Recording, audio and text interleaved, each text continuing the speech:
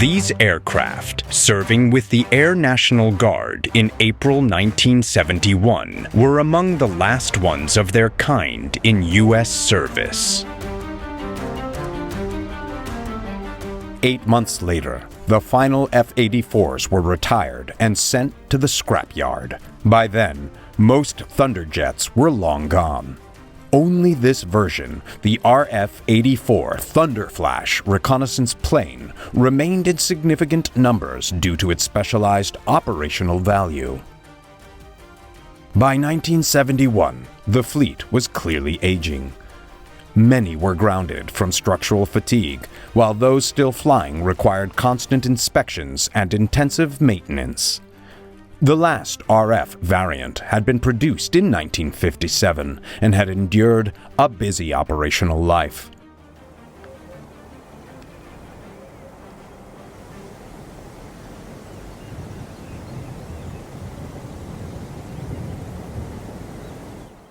The Thunderflash photographic aircraft represented the most advanced evolution of the F-84 family, embodying all the design improvements made since the project began in October 1944. At that point, Republic's design team had moved away from adapting a jet engine to the rugged P-47 Thunderbolt and started fresh to create an entirely new aircraft. The United States faced the emergence of advanced German and British jet aircraft. Over the following years, the U.S. Army launched an urgent effort to close the gap.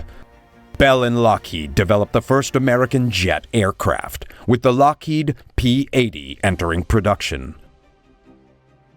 Meanwhile, Republic devised a sleek, streamlined design centered around General Electric's new axial flow engine.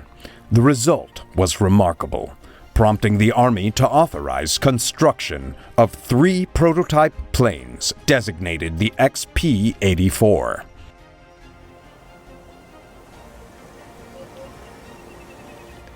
The first prototype was finished in December 1945 and transported to the Muroc Testing Center for evaluation.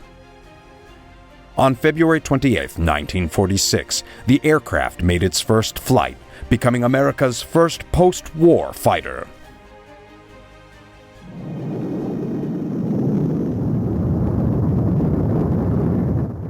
Its design was relatively conventional, featuring straight wings with a laminar flow profile. The aircraft featured an all-metal construction with low-mounted wings on the fuselage. Beneath the teardrop canopy, the cockpit was pressurized and equipped with an ejector seat.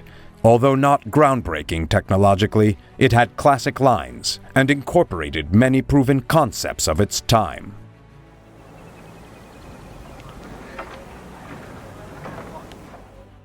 Production progressed quickly in relatively small batches until the E model was introduced in 1949. With over 840 units built, ongoing design refinements led to many improvements being retrofitted to earlier versions. For instance, this E model has been updated with several advancements developed for later variants. From the outset, the plane faced challenges, largely the same issues common to other early jet aircraft. The issues reflected a lack of understanding about the requirements and potential of the new jet power plants. Over time, the aircraft evolved significantly, eventually bearing little resemblance to the sleek 1946 prototype. The most glaring design flaw was its straight wing, prompting approval to develop a swept-wing version. Another major issue was beyond the designer's control. The Thunderjet was severely underpowered. Like all early jets, it suffered from low thrust and required long runways for takeoff. When fully loaded, rocket-assisted takeoff was often safer than risking the plane running out of runway. Unfortunately, many planes failed to lift off in time, and hundreds of Thunderjets were lost in such accidents worldwide.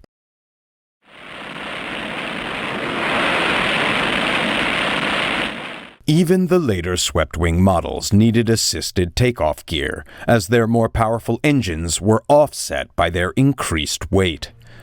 Development proceeded slowly, so an improved straight-wing version was produced as a stopgap measure.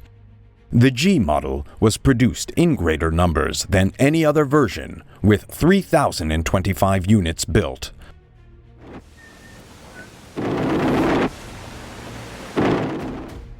Originally designed as an interceptor, the aircraft was armed with 6 machine guns, 4 in the nose and 2 in the wings. The Thunderjet had replaced the Lockheed P-80, which was developed 2 years earlier. However, due to the speed limitations of its straight wing and underpowered engine, the F-84 was soon replaced as an interceptor by the North American F-86 Sabre. The rapid progression of models left the Army with various aircraft suited to different roles.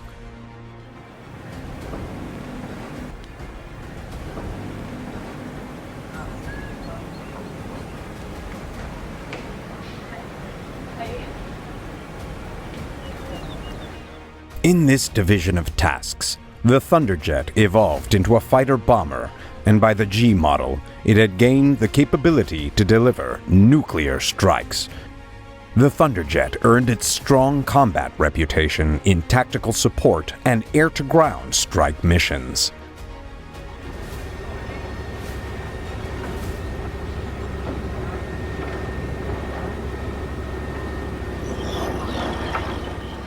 Its low-mounted wing facilitated this role by allowing easy loading of weapons with minimal equipment.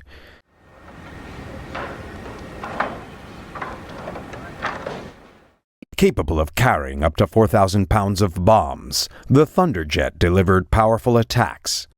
With rocket-assisted takeoff, it could operate from short, rugged front-line airstrips, while its sturdy construction allowed it to withstand small arms fire and remain airborne. Adding to its ground attack effectiveness were its 6 machine guns, each with a capacity of 300 rounds. The aircraft could carry up to 32 5-inch rockets under its wings and fuselage, a capability inspired by World War II tank-busting missions. Additionally, it could deliver a lethal payload of napalm, offering further versatility in strike missions. The straight-wing design limited the plane's top speed to Mach 0.82, effectively disqualifying it from air-to-air combat. At higher speeds, the aircraft became dangerously unstable, risking structural failure. Another drawback as a fighter was its limited maneuverability. However, this lack of agility proved advantageous in ground attack roles, as the plane flew with exceptional stability, serving as a reliable platform for strikes. The speed limitation was also irrelevant for ground operations, where precision and endurance mattered more than velocity. Despite its notoriously difficult takeoff characteristics, the Thunderjet excelled in tactical missions.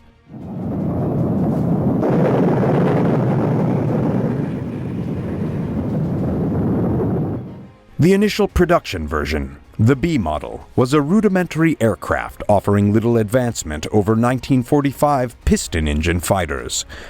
However, as successful models and subvariants were developed, the aircraft's sophistication increased significantly. By the G model, it featured radar-assisted sighting, an autopilot, and updated electrical, fuel, and hydraulic systems, along with numerous other enhancements. Early jet engines were highly fuel inefficient, and the Thunderjet had limited internal fuel capacity. While wingtip tanks increased its range, the early models were still limited to about 1,200 miles. By the time the G model was introduced, its range had been extended to 2,000 miles, but a crucial modification was added.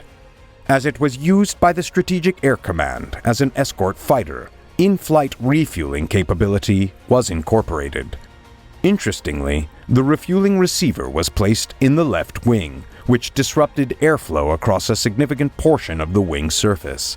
The G model had only been developed due to delays in the development of the swept-wing version. However, by 1952, the new model was ready for its first flight. Initially designated the F-96, the aircraft's designation was later reverted to the F-84F, and it was named the Thunderstreak. Once again, the aircraft's performance in its intended fighter role proved disappointing. The increased engine power and the improved aerodynamics were negated by the added weight of the plane, causing it to retain the sluggishness of earlier models, particularly in its reluctant takeoff performance. In terms of speed, the F model could reach 695 miles per hour, compared to the G model's 622. However, in terms of climb rate and ceiling, the new model was outperformed by the straight-wing versions. The F model followed its predecessors in being used as a tactical fighter bomber. Development of the swept-wing version was repeatedly delayed, primarily due to budgetary constraints. Congress kept tight control over funding, and the Air Force lacked the resources to push the project forward. The prototype of the swept-wing model first flew on June 3, 1950. It quickly became clear that a more powerful engine was required, but development stalled at that point. The project only regained momentum after a significant event provided the necessary push. Just 22 days after the first flight of the swept-wing model, news of a communist invasion of South Korea reached the United States. This event triggered a surge in defense spending that has continued with little interruption ever since.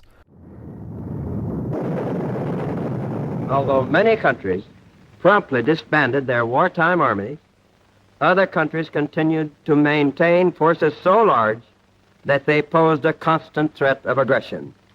And this year, the invasion of Korea has shown that there are some who will resort to outright war, contrary to the principles of the Charter, if it suits their end.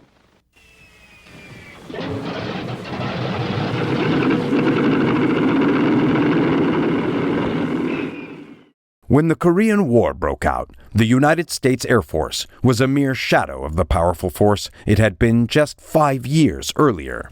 The South Korean Air Force was virtually non-existent, consisting of just 16 aircraft, all trainers or liaison planes, with a single gun or bomb rack among them. Airfields were few and basic, further limiting the South's capability. As a result, the initial burden fell on piston-engine aircraft to operate from Korea. American jets, based in Japan, were forced to travel to the battlefront with limited loitering time available. The Air Force the U.S. could deploy was barely sufficient for the task, and if the North Koreans had possessed a capable Air Force, the entire peninsula could have been swiftly overrun. In reality, the North had 62 light attack planes and 70 outdated fighters, which were quickly destroyed by the Americans. This allowed U.S. forces to slow and eventually halt the northern advance. Heavy bombers were used for a combination of interdiction and strategic raids, which significantly hindered the northern efforts. In conjunction with Navy aircraft and the few types the Air Force could effectively deploy from the limited airstrips in Korea, the United States achieved air supremacy and maintained it for much of the conflict. Given the initial weakness of the ground forces, it is clear that the victories in Korea in late 1950 were largely due to the American aircraft.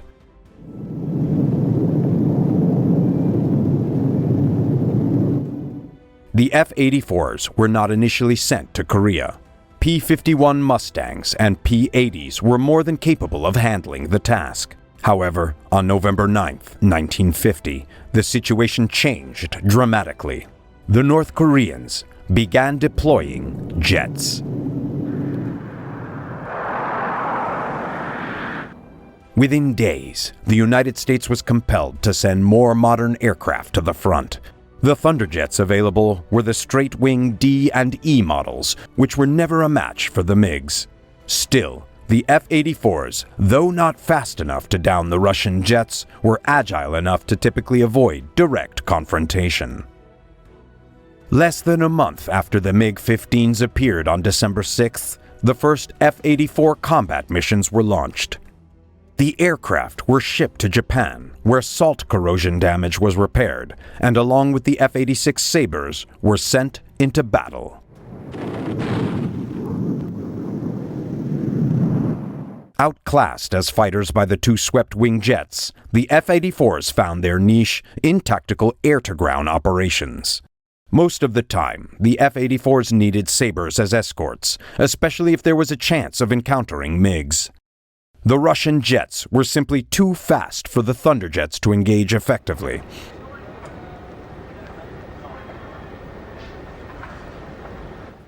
However, in their tactical role, the F-84s proved invaluable. By the end of the war, they had flown 86,408 sorties. During this period, they dropped 5,560 tons of napalm and 50,427 tons of bombs. They fired 22,154 rockets and an immense number of machine gun rounds.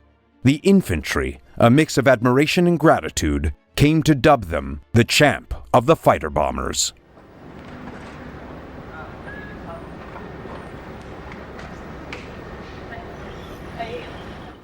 Nine MiGs were officially credited as shot down by Thunderjets, and another 96 were either likely destroyed or certainly damaged.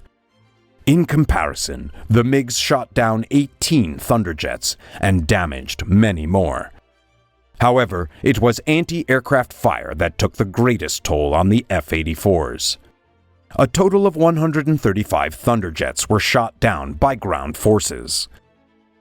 Though some missions were flown from Japan, relying on in-flight refueling, the Thunderjets were tough enough and had enough ground clearance to operate from Korea's rugged airstrips. This often involved using assisted takeoffs with rocket packs jettisoned for later retrieval and reuse.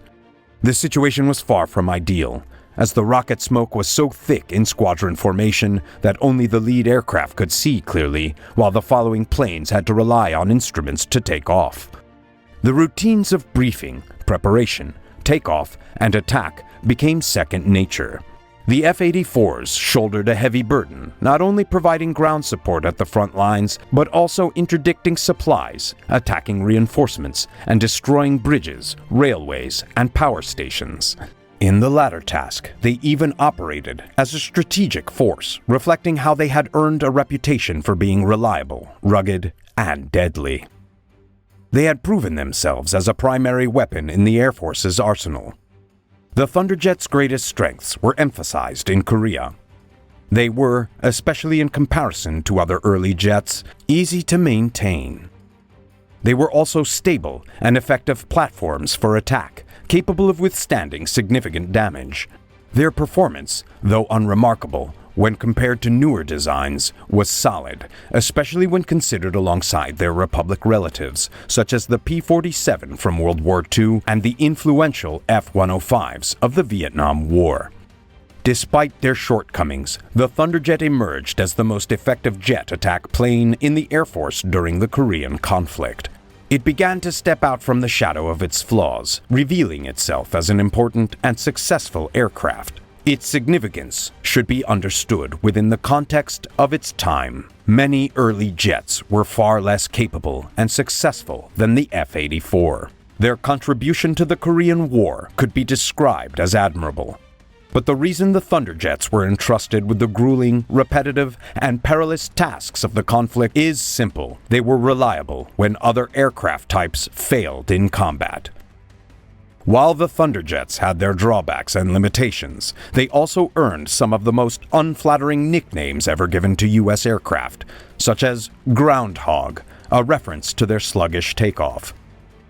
As time went on, however, crews grew to appreciate the plane's strengths, and the nickname was shortened to Hog, which, though still not entirely flattering, became more affectionate.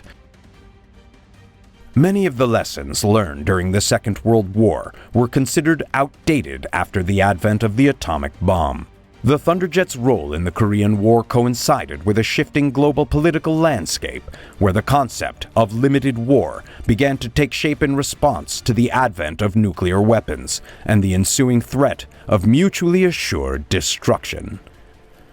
The Thunderjets, though initially seen as outdated, proved themselves to be highly effective in this new form of warfare, particularly in tactical air support and ground attack missions. By the end of the Korean War, the world had been irrevocably altered. The cessation of the occupation of West Germany in 1954 marked a new chapter in international relations, with former adversaries, like the Germans, being reintegrated into the global community. The handover of the F-84F Thunderstreaks to the German Luftwaffe in 1956 symbolized a broader shift where the Thunderjets, now in their updated form, played a role not only in the legacy of the United States, but also in the rebuilding and rearming of nations once at odds. This marked the beginning of a new era, where former enemies collaborated for mutual defense, and the Thunderjets, now part of a larger European defense framework, continue to serve the reshaped post-war world order. The Thunderstreak's widespread deployment by NATO countries underscored the enduring value of the F-84 design, even as newer, more advanced aircraft began to enter service. The Germans, in particular, became the largest foreign user of the Thunderstreak, operating 5 full wings, while other NATO allies like France, Belgium, Portugal, Turkey, and Italy also utilized the F-84 for their defense. These aircraft served as the frontline defense in Europe during a time when tensions between East and West were at their peak, making their contribution to regional security immeasurable. The Turkish Air Force, for example, operated Thunderstreaks until 1982, a testament to the longevity of the platform. Despite their limitations, particularly in speed and maneuverability, the F-84s were seen as reliable workhorses in tactical and ground support roles. Their phased-out replacement came as newer aircraft with enhanced capabilities were developed, but for decades, the F-84 was one of the best available options for NATO forces. Another notable variant of the F-84 was the RF-84F, known as the Thunderflash. The need for a high-speed reconnaissance aircraft was highlighted by the Korean War, where speed and the ability to avoid interception by MiGs were crucial. Designed to meet the need for higher speed and greater range than the planes previously used for the role. Based on the second swept-wing prototype of the F-84, which featured a closed pointed nose and wing intakes, designs not incorporated into the fighter version, the Thunderflash underwent significant changes for its intended mission. The blunter nose design allowed for the accommodation of 6 cameras, an essential feature for aerial reconnaissance. The RF-84F prototype first flew in February of 1952, and after successful testing, it went into production with 718 units constructed. Production was delayed due to engine difficulties, but eventually ramped up, and the aircraft entered operational service. The U.S. Air Force deployed 11 squadrons of Thunderflashes, and they served for 17 years, providing essential photographic reconnaissance during that time. Additionally, 327 units were supplied to allied nations through U.S. military assistance programs. Though the RF-84F was originally intended as a stopgap measure, it served its purpose effectively. However, after just 3 years of frontline service with the U.S. Air Force, it was replaced by the McDonnell RF-101 Voodoo, which offered greater performance for the reconnaissance mission.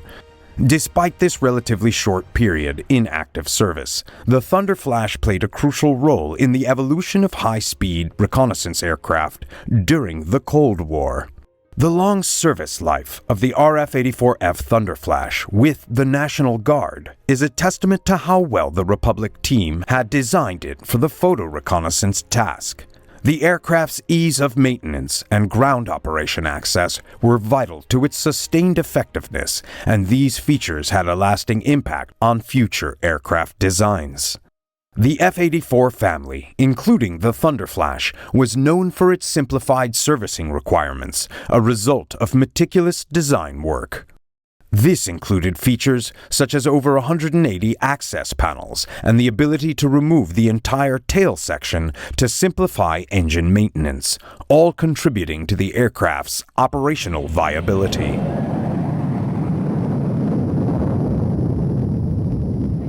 The Thunderjets also marked a significant milestone in the history of the U.S. Air Force Thunderbirds, the Air Force's elite aerial demonstration team. While it's unclear whether the team's name was directly inspired by the aircraft, it is known that the F-84 was the first plane used by the Thunderbirds when the team was formed in 1953.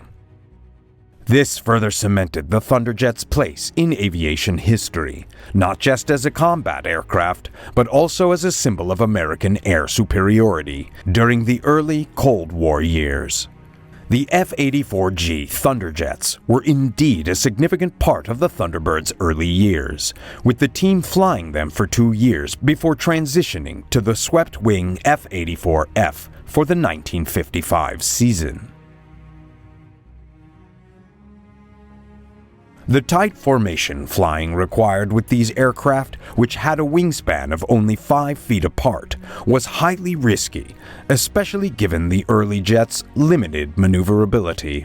Despite the dangers, the Thunderbirds successfully performed 91 shows with the F-84F, ending with the Armed Forces Day show in 1956, before upgrading to the supersonic F-100 Super Sabre. The FICON, or Fighter Conveyor Project, was one such notable initiative. The FICON program sought to address the need for aerial surveillance during the Cold War by using the F-84 as a fighter conveyor. The idea was to modify the F-84 to carry a small reconnaissance drone or other payloads beneath its fuselage, effectively transforming it into a dual-role platform.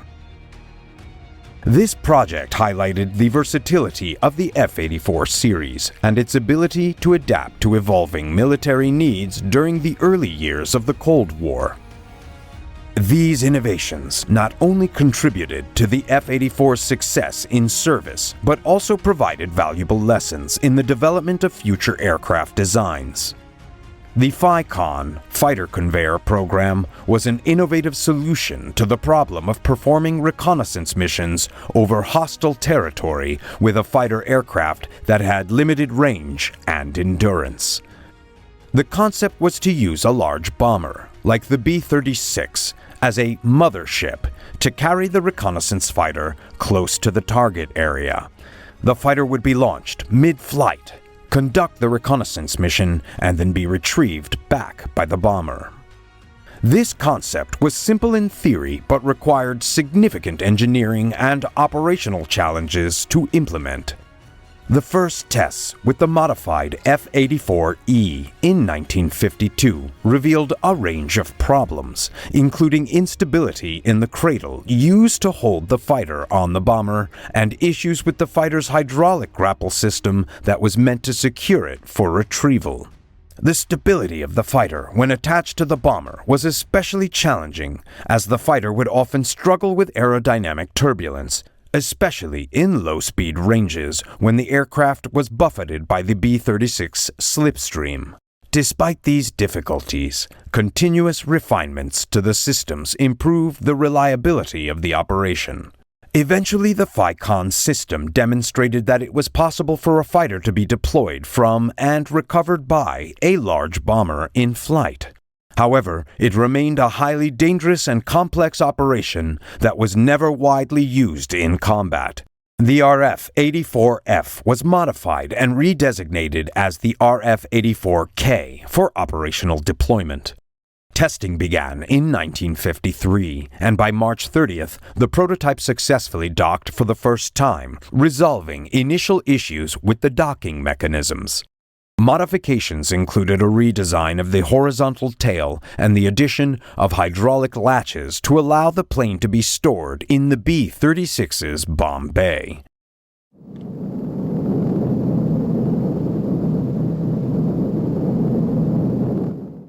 After testing, the 91st Strategic Reconnaissance Squadron received 25 RF-84Ks, working alongside modified B-36s. The program ended in 1956, coinciding with the introduction of the U-2 reconnaissance aircraft.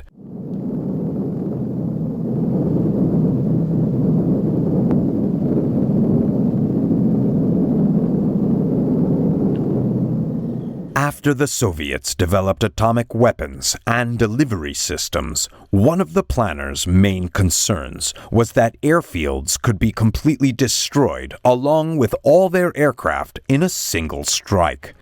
This and other factors, such as jets' need for long straight concrete runways, led to the creation of the Zero-Length Launch, or ZEL system. The idea was to launch manned, nuclear-armed aircraft from trucks or concrete bunkers, with hundreds of aircraft hidden in forests and other locations around the Soviet bloc's borders.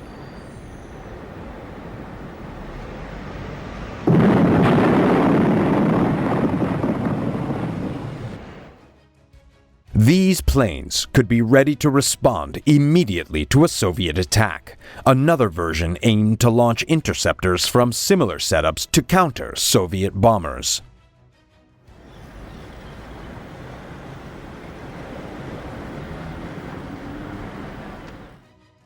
Martin Company tested the system using unmanned F-84G aircraft, which showed promising results. The first launch took place on December 15, 1953, and involved rapidly accelerating the F-84 from the truck before allowing it to land back on Earth. More tests followed.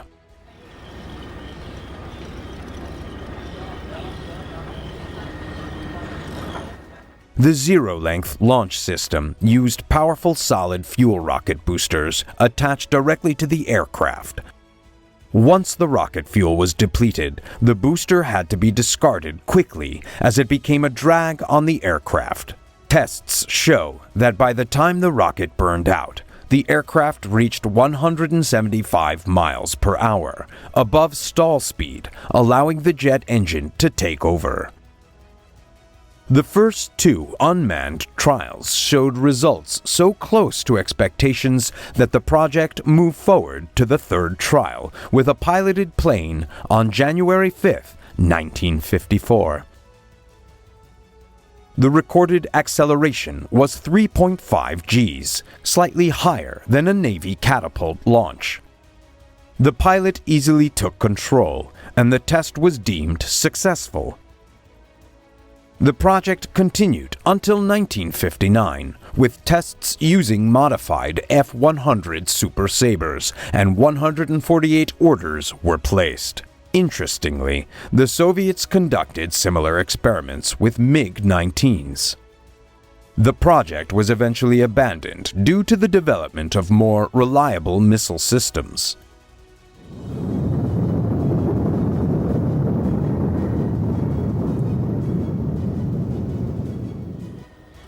The F-84 continued to inspire a wide range of experimental variants, including the unusual F-84H model, designed as a supersonic propeller-driven aircraft.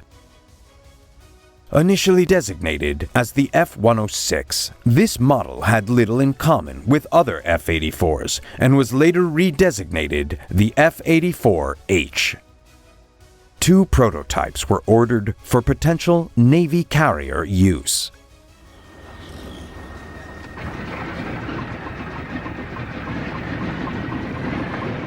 The aircraft featured a turboprop, and various propellers were studied during development. Its first flight took place on July 22, 1955, and went smoothly. However, the aircraft failed to meet expectations and didn't exceed Mach 1, reaching only 670 miles per hour. While it became the world's fastest propeller-driven aircraft, it was ultimately unsuitable for the Navy's needs.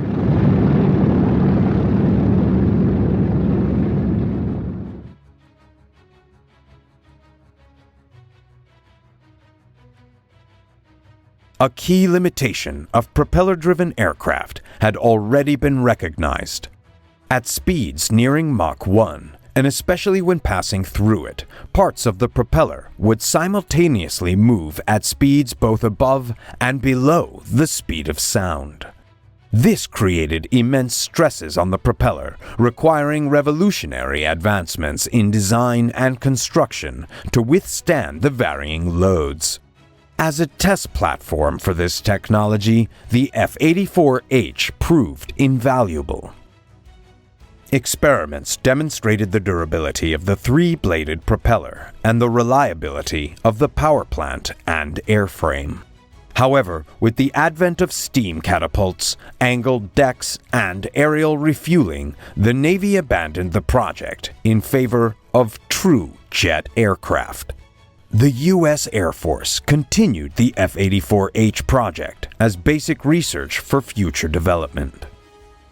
In addition to being the world's fastest propeller-driven aircraft, the F-84H is also widely regarded as the noisiest aircraft ever built.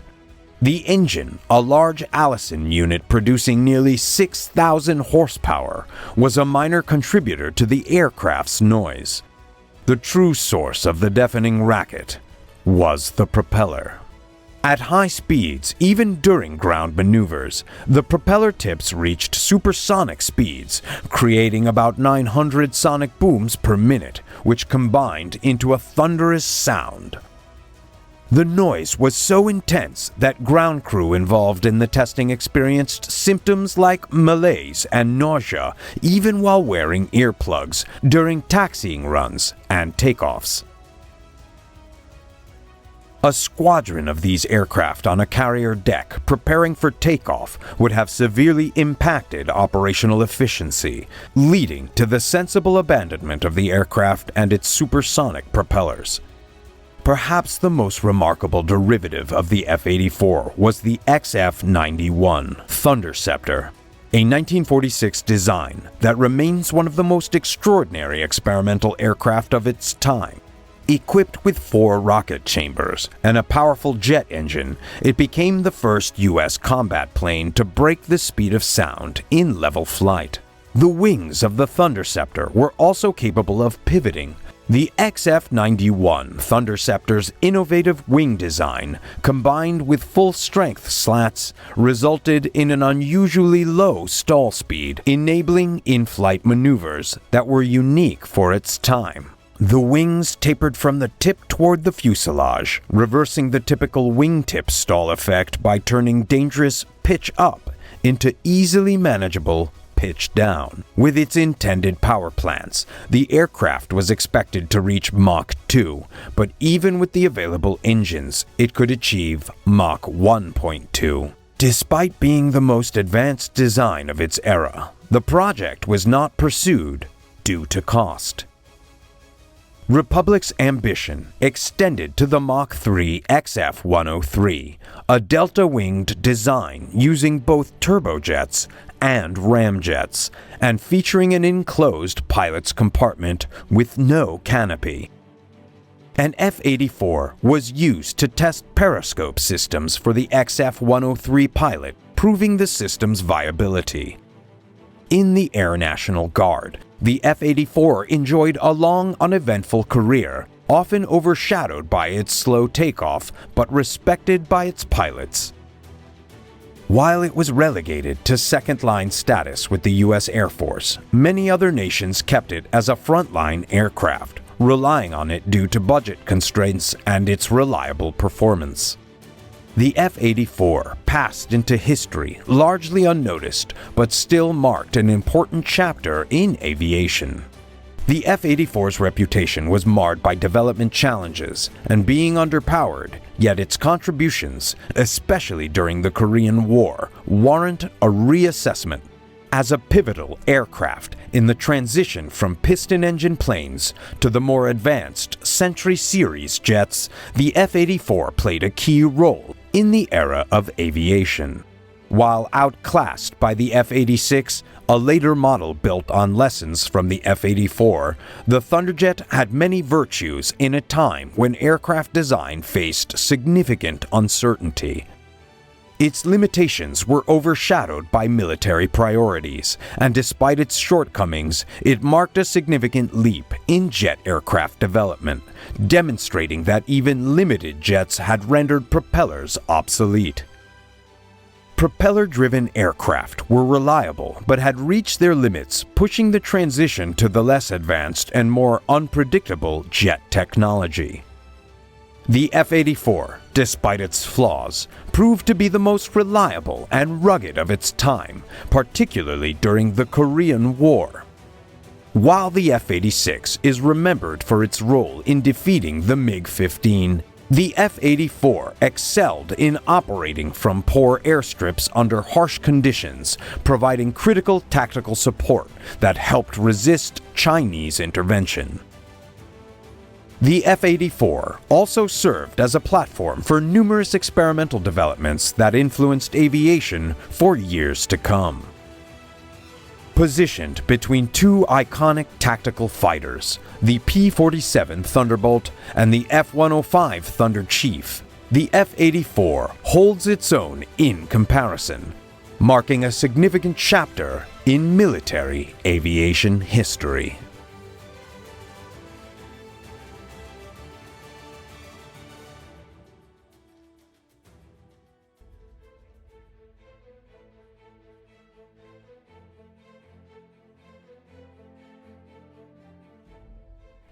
The Panther stands as the most advanced ground attack fighter of its time. By the end of that day, it will play a crucial role in saving an American army from annihilation, securing the future of American naval aviation.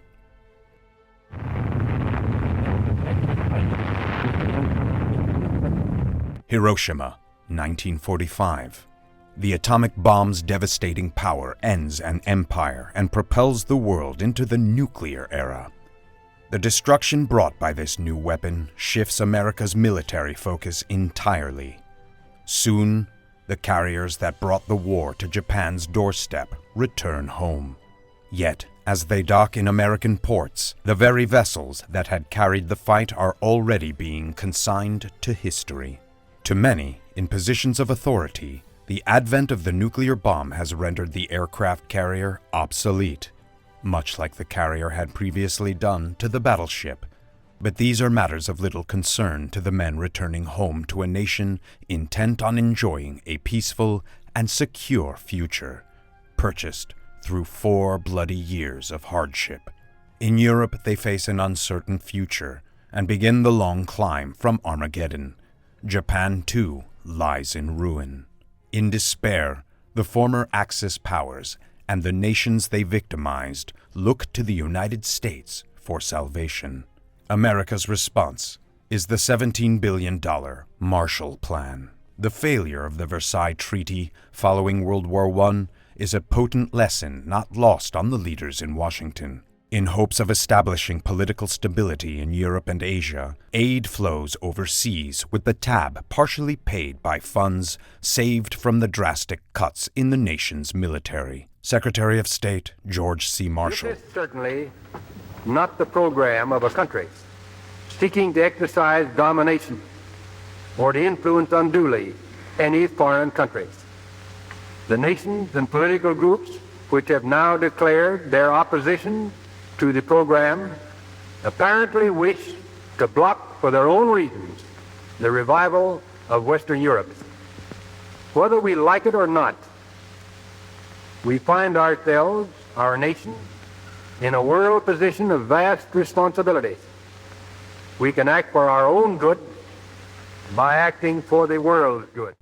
By 1946, a former ally has become the new adversary. the only nation that poses a serious challenge to American global hegemony. The Marshall Plan is seen as the key to averting Soviet communist encroachment beyond what are already considered the lost regions of Eastern Europe. In the face of massive defense cutbacks, one service emerges fairly unscathed: the Army Air Corps. By 1947, it becomes an independent branch of the armed services and takes on a title appropriate to its newfound stature. As the holder of the nuclear grail, the Air Force will receive a lion's share of new funding. It was, after all, the Air Force that brought Nazi Germany to its knees and delivered the nuclear blow to Japan, ending the war. Within a decade, this new branch will become the largest enterprise in the United States, with over $70 billion worth of assets.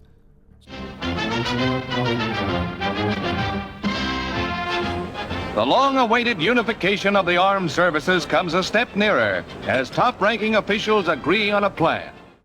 The long-awaited unification of the armed services comes a step nearer as top-ranking officials agree on a plan. To cut costs, the armed forces are streamlined under the new Office of the Secretary of Defense. The Army and Air Force band together in support of the Truman administration plan. The Navy, led by Navy Secretary James Forrestal, is less than enthusiastic and voices vehement opposition. At the heart of the debate lies the downsizing of the carrier fleet and the transfer of much of its airborne capability to the Air Force. According to the other services, the age of the carrier is dead. These massive floating airstrips will be sitting ducks in the nuclear era. Sentiments such as these, along with the government's new frugality, bring about a halt to the construction of the Navy's newest carrier, the USS United States.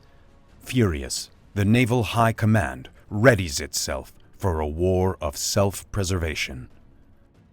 The Navy, intent on proving the critics wrong, is prepared to show just how well a carrier fleet will fare in the face of nuclear attack.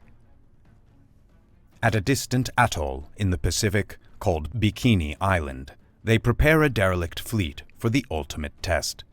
The Navy brass, among them Secretary Forrestal, are escorted through the vessels moored in Bikini Bay. Ships that once sailed with the mightiest navy in the world are manned by livestock in this, their final mission. Good. 7 miles offshore, hundreds of men, admirals and stewards alike, wait for the drop. The warhead itself is identical to the one that leveled Nagasaki. Most assume that the damage will be severe but not complete.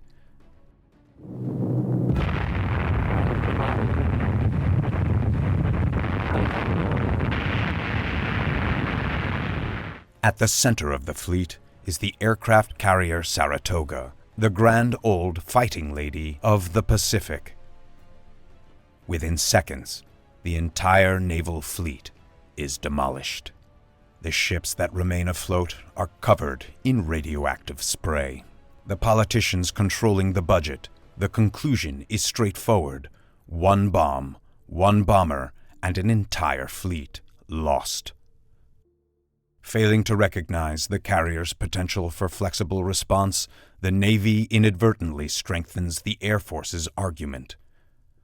Only hours after the blast, with her hull collapsed, the Saratoga sinks to the bottom.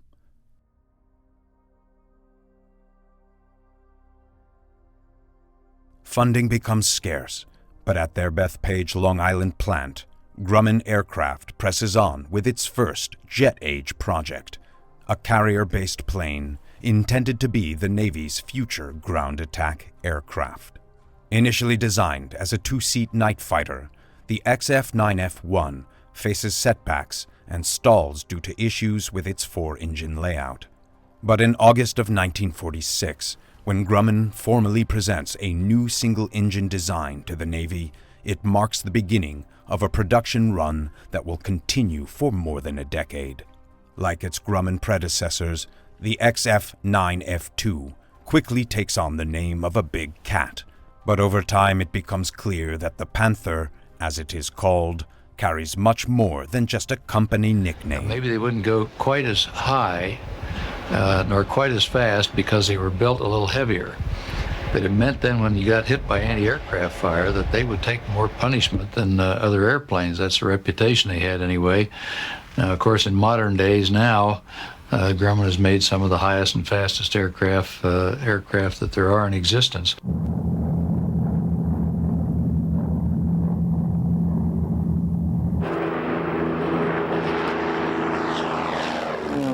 The Panther is just the latest in a line of stalwarts that included the Hellcat, the backbone of the American carrier force that crushed Japan.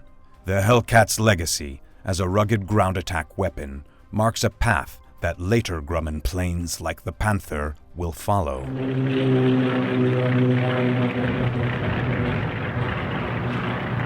We lovingly called Grumman aircraft the Grumman Iron Works, because their airplanes were so good. They had a few that weren't too great, but generally speaking, most of them you couldn't tear apart.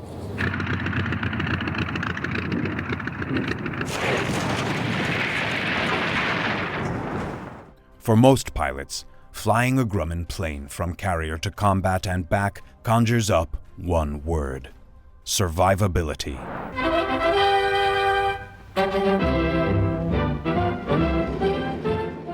In November of 1947, the F9F is rolled out of the Bethpage Plant test facility for its first flight. The plane's nose is engineered with sliding rails for easy access to its 4 20mm nose cannon. With a pressurized air-conditioned cockpit, ejection seat, radio direction finder, and quick-release bubble canopy, the Panther is truly state-of-the-art.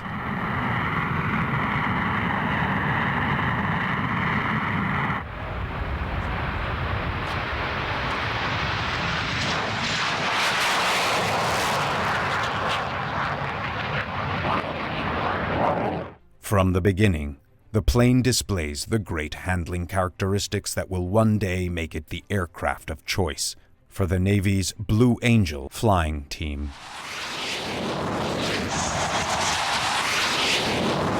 You could pull 8-10 Gs, and the bird would still be ready to fly the next day. I don't think I ever saw a wrinkle in a Panther jet. If you pull too many Gs in the average airplane, the skin's going to wrinkle somewhere, but not in the Panther jet. The Panther's top speed is about 530 miles an hour at 20,000 feet. But like many early American jets, finding the power plant to reach that speed is no easy task. After struggling with a 4-engine configuration and then an underpowered Westinghouse J-30, Grumman eventually looks across the Atlantic to the Rolls-Royce company's Nene turbojet. This engine, too, is based on the Nene, but the engineers are neither British nor American. They're Russians working on imported Nene engines, around which they'll soon build the Soviet Union's premier jet fighter of the early 1950s, the MiG-15. Soon, both MiG and Panther will become reacquainted in the skies over a distant Asian peninsula. The jet era poses many new challenges, and nowhere is this more true than in the realm of American naval aviation. Since new carriers aren't being constructed to accommodate modern aircraft, vintage vessels are refitted instead. Jet weights and landing speeds demand much sturdier carrier decks, so those still in service are strengthened and reinforced. By the late 1940s, Panthers are deployed across the fleet, a fleet whose survival is threatened more by domestic politics than by any external threat. In discussions within the Pentagon, the Air Force advocates for the complete elimination of all large carrier groups. Ironically, despite the upheaval of the era, Grumman's F9 has become the cornerstone of the most advanced seaborne air force the world has ever known. Far to the east, events are rapidly intensifying global tensions. soon to test the Panther's capabilities. In June 1948, the Soviet Union blocks West Berlin from the rest of the free world. This leads to a year of heightened tension as an unyielding America refuses to let the isolated city fall under Soviet control. That same year, fear and paranoia grip the world when the Soviets unveil their new long-range bomber, the Tupolev Tu-4 Bull, unsettling the Western powers.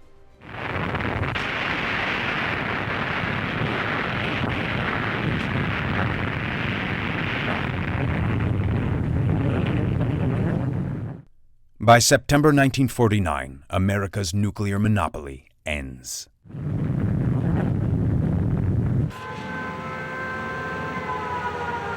America prepares to face attack on its cities and industrial centers under a combined civilian defense program. Any community is vulnerable to possible bombing, including the final threat of the devastating atom. For the first time, the USSR not only possesses atomic weapons, but also the means to deliver them to every major American city. Panic spreads through the United States, sending the nation into turmoil. That same year, in China, Mao Zedong's revolutionary forces bring a quarter of the world's population under the Red Banner. As the external communist threat spirals out of control, the nation redirects its anger inward. The 1948 election is a brutal contest, with Truman facing accusations of being too lenient on communism. His opponent, Thomas Dewey, exploits these charges for all the political gain they can provide. And what are we going to do about the communists here in our midst? Some people jeer at the problem, calling it a red herring. Some people get panicky about it. I don't belong to either of those groups. We must neither ignore the communists nor outlaw them. If we ignore them, we give them the cloak of immunity that they want. If we outlaw them, we give them the martyrdom that they want even more. We will, in the government we get next January, we will keep informed, and we'll keep the American people informed where they are, who they are, and what they're up to. And if they or anybody else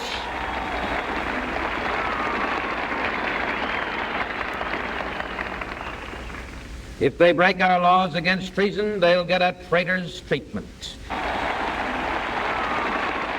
As fear of Soviet nuclear power intensifies, trust in traditional military priorities begins to waver. By 1949, the Air Force has effectively won the inter-service struggle, and despite the known vulnerability of the B-36 long-range bomber to interception, it receives significant funding.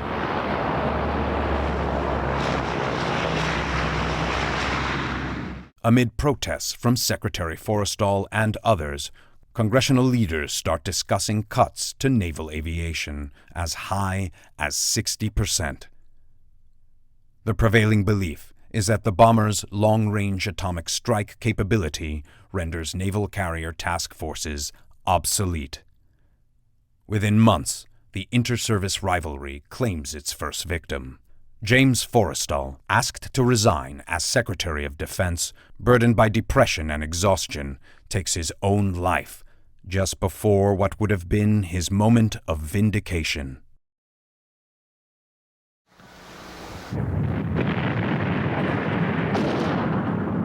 On June 25, 1950, in the remote regions of Korea, Northern dictator Kim Il-sung launches his invasion to reunify the country by force.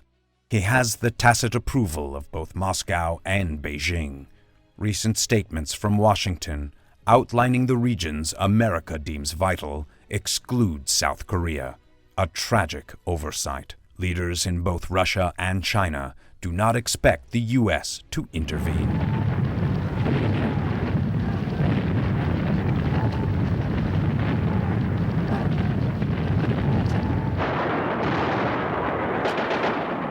The attack is brutal and unexpected. Within 2 days, Seoul falls as communist forces push southward.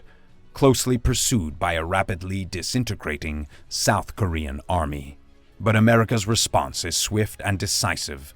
With UN approval, U.S. troops from the occupation forces in Japan are quickly sent to Korea, many still in transport planes dusted with coal from the Berlin airlift. Most anticipate an easy victory against a backward opponent. However, peacetime occupation duty in Japan has left the American forces unprepared, soft, inadequately trained, and suffering from severe equipment shortages. The first unit to engage in battle is codenamed Task Force Smith. It is a grandiose title for a single battalion of inexperienced enlistees. The enemy they face, however, is well equipped, highly motivated, and thoroughly trained. In the face of this onslaught, the beleaguered GIs desperately wait for air support that simply isn't available. Both South Korean and U.S. forces are pushed to the southern tip of the Korean peninsula, where they barely cling to the last piece of Korean soil, the Busan perimeter.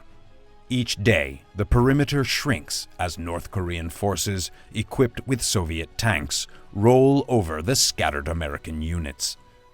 Due to recent defense budget cuts, most American troops are armed only with World War II-era bazookas, which prove entirely ineffective against the enemy. The closest air support comes from F-80 Shooting Stars and F-84 Thunderjets, flying in from Japan. However, due to the long distance to Korean airspace, these aircraft can only remain over the battle zone for a brief 15 minutes before they must return. As the situation grows more dire, carriers are rushed toward Korea. Aboard the carriers, F9F Panthers are about to enter combat for the first time. Never before have carrier jets been launched into battle.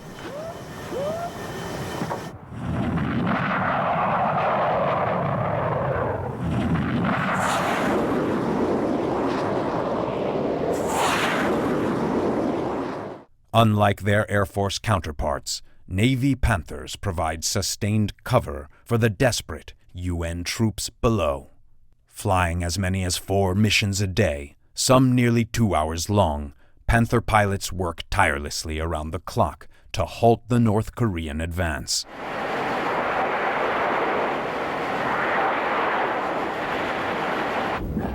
Back home, the U.S. military, severely depleted, scrambles to prepare for war.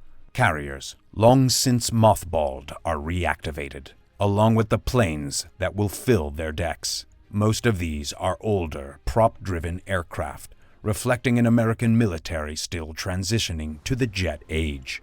At the same time, both the Navy and Marines scour the country for pilots to fly them. Many World War II veterans, who had settled into civilian life, are called back to service. Some, like baseball legend Ted Williams, are thrown into Panther cockpits with only limited training. He really wasn't well trained as a pilot. We trained him to fly weather in Korea in combat. But of course, we were always watching, being very careful. And Ted would have been an exceptionally good pilot had we had longer period to work with him. Those recalled to duty have few jet hours and little recent flying experience. The rush to place older pilots into jet cockpits and into the grueling routine of multiple carrier landings often pushes safety and sound judgment to their limits. After accelerated carrier qualification on land strips, the pilots are quickly moved to the real thing. 414, into left turn, intercept final bearing, 305. Take check.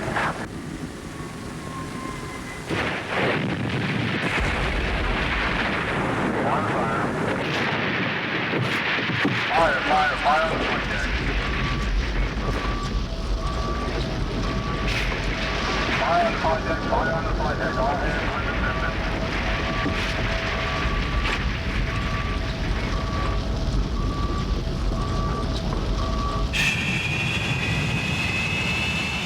But over time, carrier launch procedures are perfected into a precise art. First, The plane handlers position the Panther on the catapult, with the section leader on the port side and the wingman on the starboard. Once aligned, the plane is revved up to full power, with the pilot gripping the stick with his right hand and the throttle with his left. A final salute signals the launch. Let the cat fly. As always during launch operations, a helicopter hovers nearby, ready to assist in the event a plane or pilot goes overboard. The Panther's tricycle landing gear causes it to sit in a tail-low position, and at full throttle, it has a tendency to scorch the caulking between the planks of the flight deck. The solution is retractable blast boards, which deflect the exhaust, allowing plane handlers to pass within 3 feet behind the aircraft. Upon launch, Panthers carry nearly 6,400 pounds of ordnance and fuel beneath their 9,300-pound frame. This includes up to 1,000 pounds of high-explosive bombs, 760 rounds of 20-millimeter cannon shells, and over 920 gallons of fuel. With a range of nearly 1,200 miles, no part of the Korean peninsula is out of reach for these planes. With a stall speed of just 78 knots, Panthers deliver their payloads with remarkable precision.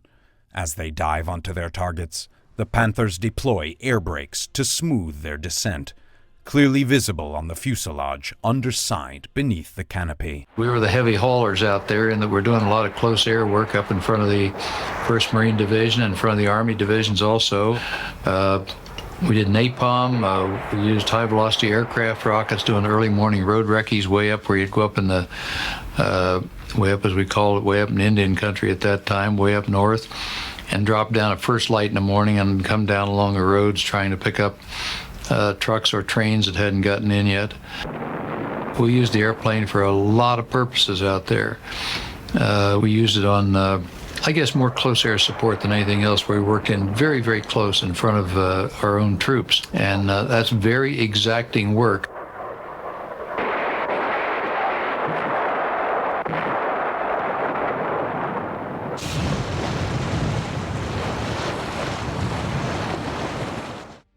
To sustain this level of operations, a fleet of support ships shadows each carrier, supplying the ships and planes with the necessary resources.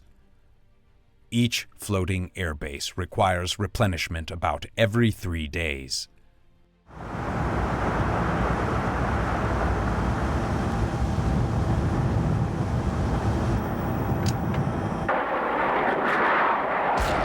But the Panthers don't solely operate from carriers offshore.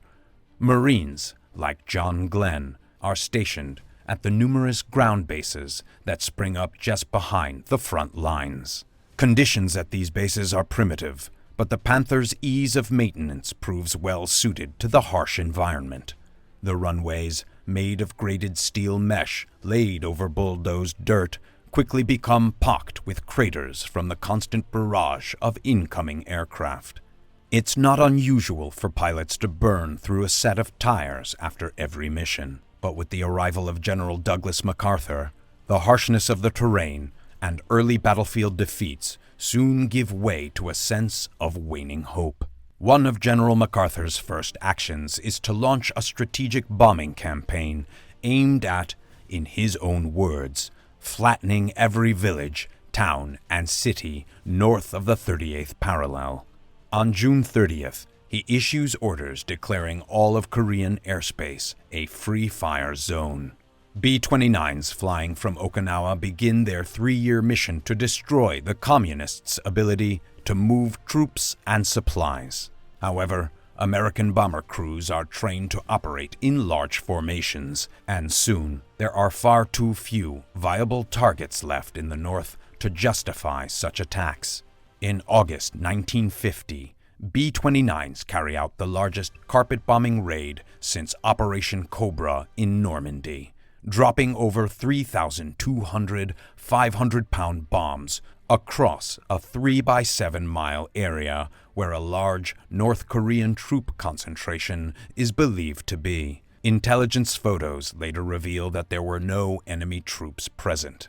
In one instance, a B-29 chases a lone North Korean soldier on a motorcycle down a road until its bombs catch up with him.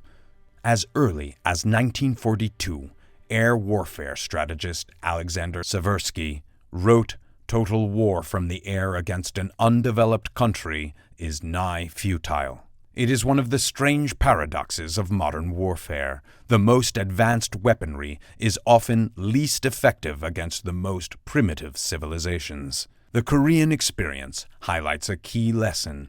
In the end, formation bombing results in over 200,000 North Korean civilian deaths. Yet it has only a limited strategic effect on the battlefield. While the enemy's road network is effectively destroyed, the North Koreans' relentless ability to move supplies at night or over land allows them to continue fighting effectively throughout the conflict. However, on September 15, 1950, at Incheon Harbor, the tides of war shift dramatically. In one bold move, MacArthur orchestrates a landing behind the North Korean lines. Forced with the threat of encirclement, the North Koreans are forced to abandon their grip on the Pusan perimeter and retreat. UN casualties during the invasion are incredibly light, with only 22 killed. It becomes the greatest American victory of the war, sending the North Korean army reeling. The U.S. landings at Incheon represent MacArthur's shining moment. Haunted by the memories of the disaster at Anzio, many in Washington had been hesitant to take such a risk. But the victory is decisive, and MacArthur revels in the triumph. As UN forces liberate the areas around Seoul, they uncover horrifying evidence of the brutal nature of North Korean occupation. Thousands of UN prisoners of war have been found and executed. Many more South Korean civilians, deemed unsympathetic by their communist overlords, are murdered and buried in shallow mass graves. The South quickly reestablishes itself under the leadership of President Syngman Rhee. However, despite being freer than the North, South Korea is still autocratic, with Rhee himself acting as a dictator. As Seoul is retaken, thousands of citizens suspected of communist sympathies or simply in Rhee's way are rounded up for summary imprisonment and execution. The advance northward mirrors Patton's blitz through France, with enemy resistance collapsing before the relentless UN forces. Within a month, the 38th parallel is left behind and the North Korean capital, Pyongyang, falls. A massive airborne drop blocks the retreating remnants of Kim's army. When UN ground forces link up with these paratroopers, victory appears within reach. MacArthur, initially focused on destroying North Korea's ability to wage war, begins to entertain grander ambitions.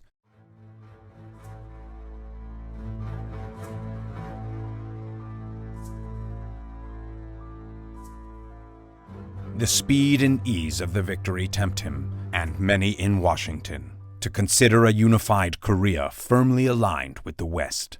But as UN forces continue pressing northward, sporadic numbers of Chinese regulars are discovered among the prisoners, signaling the presence of a new, far more dangerous threat. Incredibly, the High Command dismisses the presence of Chinese troops as inconsequential. As the situation takes a sudden turn, Truman and MacArthur meet at Wake Island to discuss their strategy moving forward. When asked about the rumors of Chinese troops massing across the Yalu River, MacArthur reassures Truman that even if the Chinese do attack, American air power can easily destroy the bridges and forward Chinese bases crucial to a successful offensive. Truman directs his field commander not to push too far.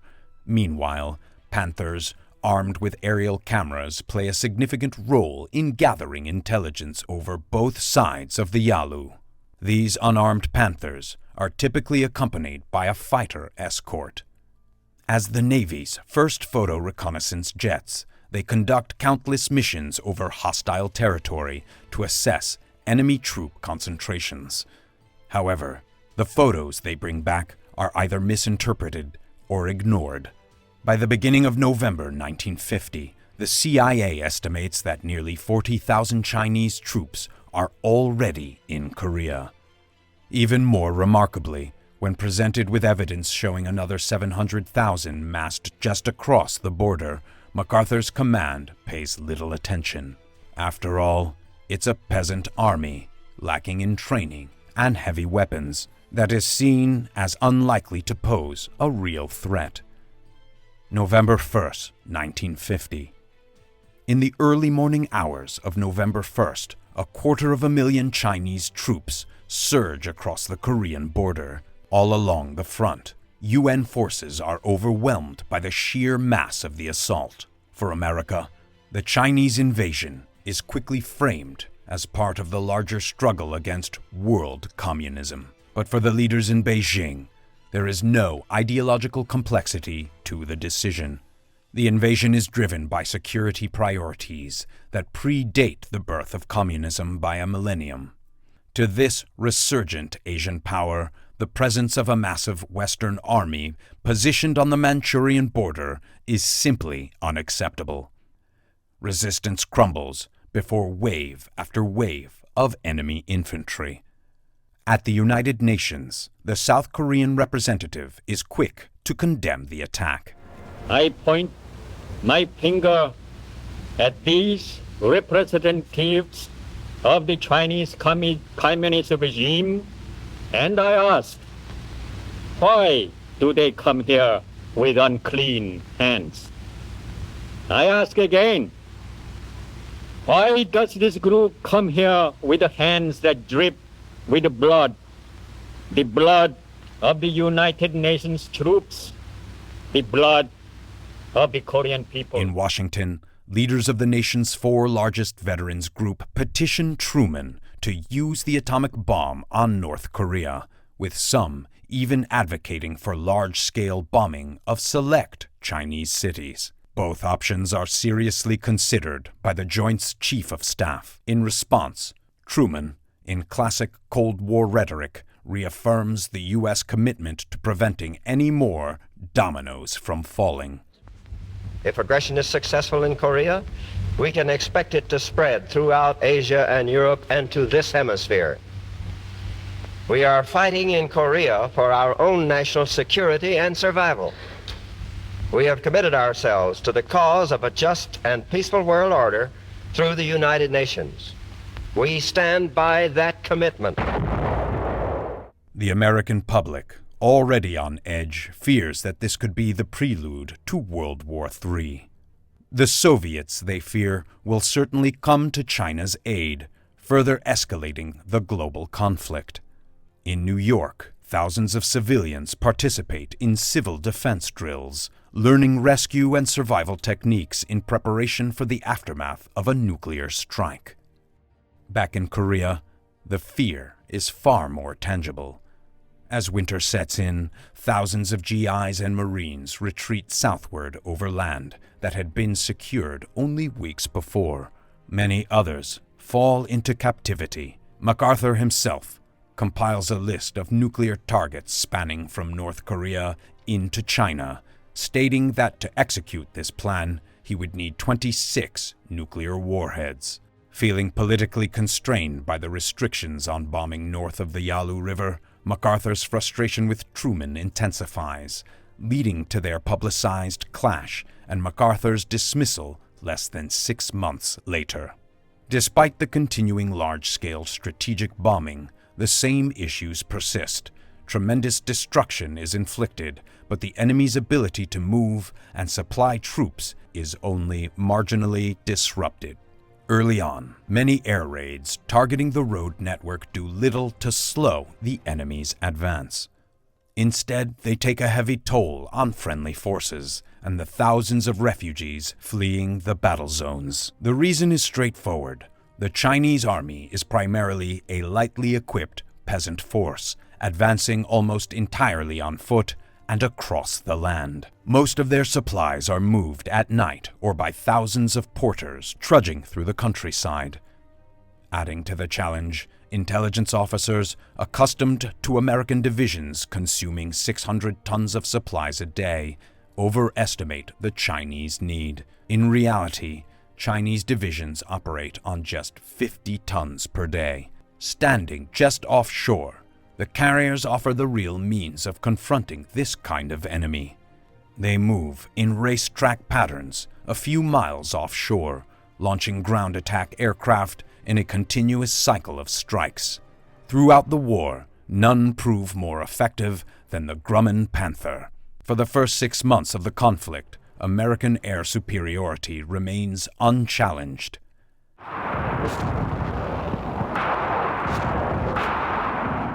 However, in November 1950, another shockwave reverberates across the Western world, the arrival of a new aircraft, one for which the Panther is no match.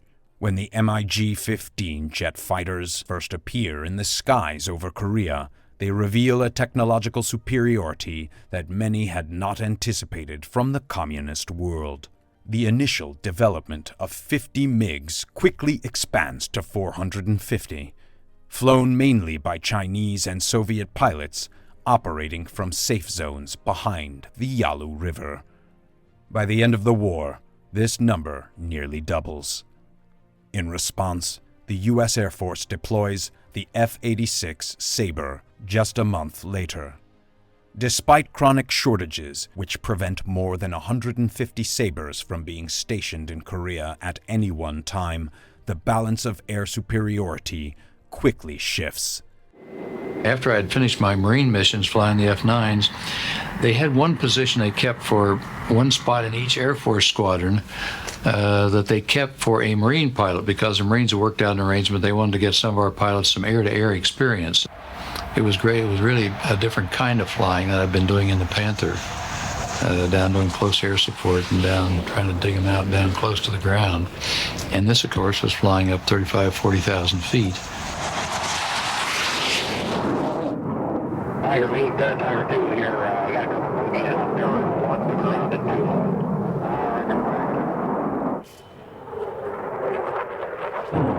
You didn't stand off like people do today and shoot a missile and it goes out and does your work for you. What you had to get out. You maneuvered him. You went out, you outflew the guy or outmaneuvered him, and you had to get him behind here, 500 to 1,000 feet back, and hose him, we'd say, with these 50 caliber. And so it was really old World War II type dogfighting, except you're doing it in jets. And so you're going, you have closing speeds, 500-600 miles an hour on planes going the opposite direction. You're closing maybe 800 to 1,000 miles an hour. And you'd see planes and you'd get into them, and all at once, bang, there you are, you and the guy you're with. And the rest of the air war has gone someplace. Oh, can't even see anybody else in sight. In the following years, U.S. pilots demonstrate absolute superiority over their MiG counterparts. Though the Russian plane has superior climb rates and turning capability, by the end of the war, the U.S. Air Force boasts an impressive Sabre-to-MiG kill ratio of over 10 to 1. However, the dramatic aerial dogfights, often fought at altitudes of 40,000 feet, represent only a small part of the larger picture. The real battle rages on the ground, where tensions escalate dramatically, particularly between dusk and dawn. It is during these nightmare hours that the Chinese forces are most likely to mount their attacks, adding a new layer of danger and uncertainty to the conflict. The Grumman Panther, originally designed as a night fighter, provides well suited for operations after dark, despite its eventual role being overtaken by other aircraft. We used to go up with 2 planes and keep them over the front lines, being controlled with a special type Marine Corps ground radar. And we would, they would give a signal to drop, say, 25, 30,000 feet. Those were enjoyable flights, from my point of view, because there were very few other people up there in the black of night, because they didn't have a very fine control system. So we were all on our own, and of course with an airplane like that you had the ultimate and trust in, it was enjoyable flying that bird at night. The difficulty of returning to a carrier in the vast pitch-black expanse of the ocean is a daunting one, something like finding a postage stamp in a dark room. And once a pilot locates their carrier, landing it becomes its own complex challenge. Starboard cross clear. All right, Joe. Well, it's over the ball. 35 Demon. Roger, you're looking pretty good right now. You're selling. Low on the power, and you're going low. Let's get up on the meat ball. You're low. 505 at 800. Say you can I go down to 600. Check your lineup. Hold it up. Power. Power. Check your lineup. Hold it up. Power. Power. Power.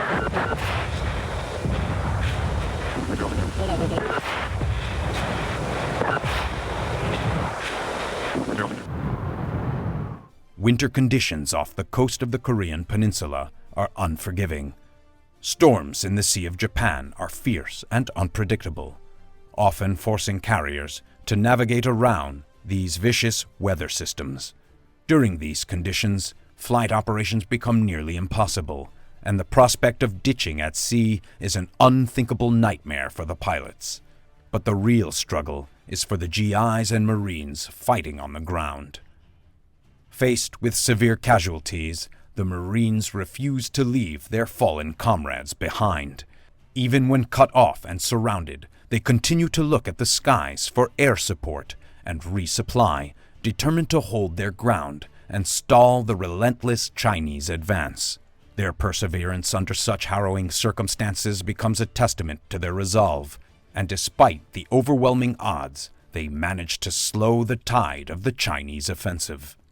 In the realm of close air support, Marine and Navy pilots consistently outpace their Air Force counterparts, benefiting from a highly effective organic support system developed over years of cooperation, dating back to the island-hopping campaigns of World War II. Many Army commanders openly express a preference for Navy or Marine air support, citing their more integrated approach to ground operations. Back home, the rebuilding of the U.S. military continues in earnest, with priorities shifted in response to the ongoing conflict. In 1952, the first of many new Essex-class carriers is commissioned. These vessels become the cornerstone of the new Navy, marking the resurgence of naval aviation power. The USS Forrestal, the first of its kind, leads the way, symbolizing a new era in naval warfare and vindicating the legacy of the Essex-class carrier program. Meanwhile, the Navy works to update its fleet of aircraft. The Grumman Panther, still in service, is upgraded to meet the needs of modern warfare, but it is quickly eclipsed by a more advanced aircraft, the Grumman Cougar. The Cougar is essentially a larger, more powerful version of the Panther, featuring a 40% larger swept wing and a top speed nearly 100 miles per hour, faster than its predecessor. This new aircraft reflects the Navy's push to keep pace with the rapidly advancing technological landscape of the Korean War and beyond, as the need for faster, more capable fighters becomes ever more pressing. The Grumman Panther, originally conceived in an era when naval aviation seemed to be on the decline, plays a pivotal role in the Korean War, helping to revitalize carrier-based air power at a time when it was desperately needed.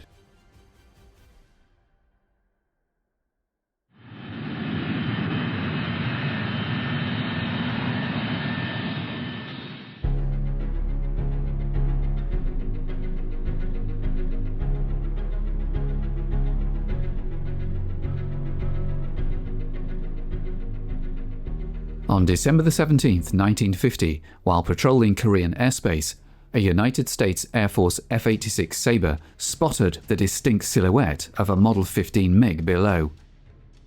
The Sabre's pilot descended rapidly towards the target and maneuvered behind the Soviet-built aircraft. The MiG swerved to evade the American pilot's sights, momentarily appearing as if it were the Predator. However, it took only a few minutes for the American pilot to position himself for this shot, and within seconds, the struggle for air superiority over Korea, with the prestige of two opposing philosophies at stake, had begun.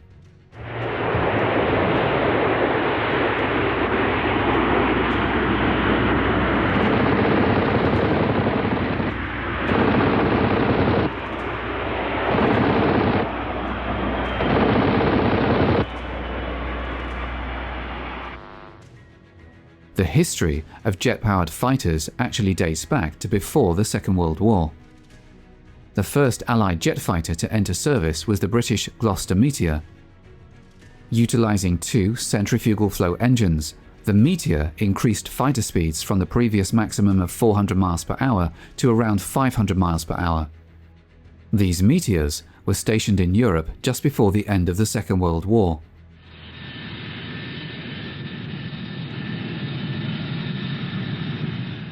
They garnered significant interest from American airmen, as the United States Air Force didn't have an equivalent jet fighter in service at that time. In fact, the Meteor saw very little combat, primarily being kept in England to prevent the new technology from falling into enemy hands. However, it proved vitally useful for shooting down the V-1 weapons fired against Britain, a role where its high speed was a significant advantage.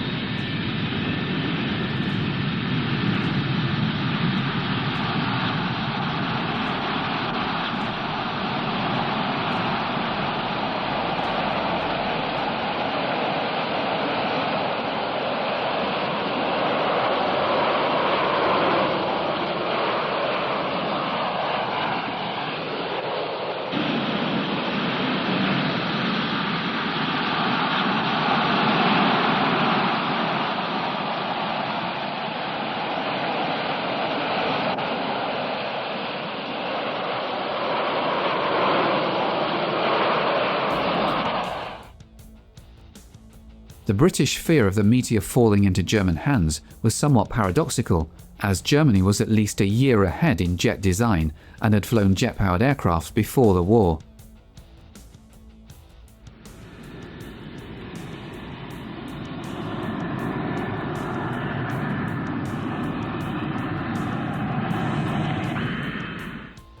Here, a young German pilot received some last-minute advice before his first jet flight.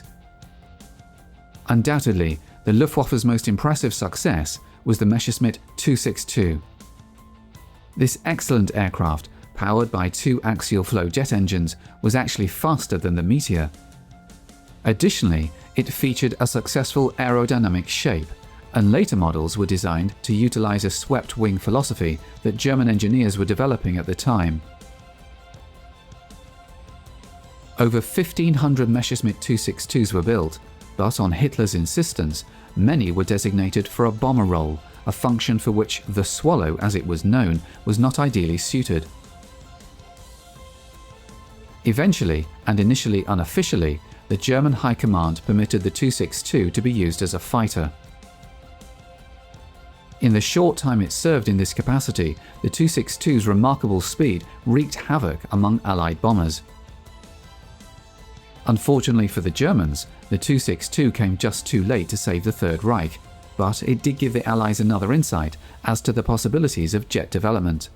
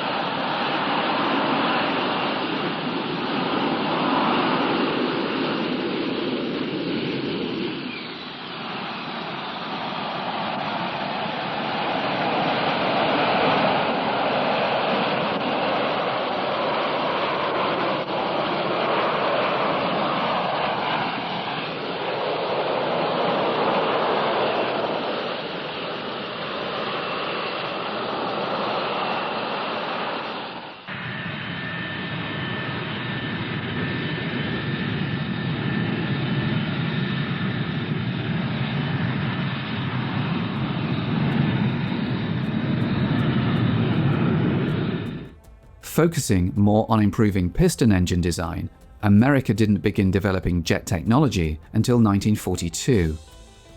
Had the war continued, the excellent Lockheed Shooting Star would have been its first combat jet.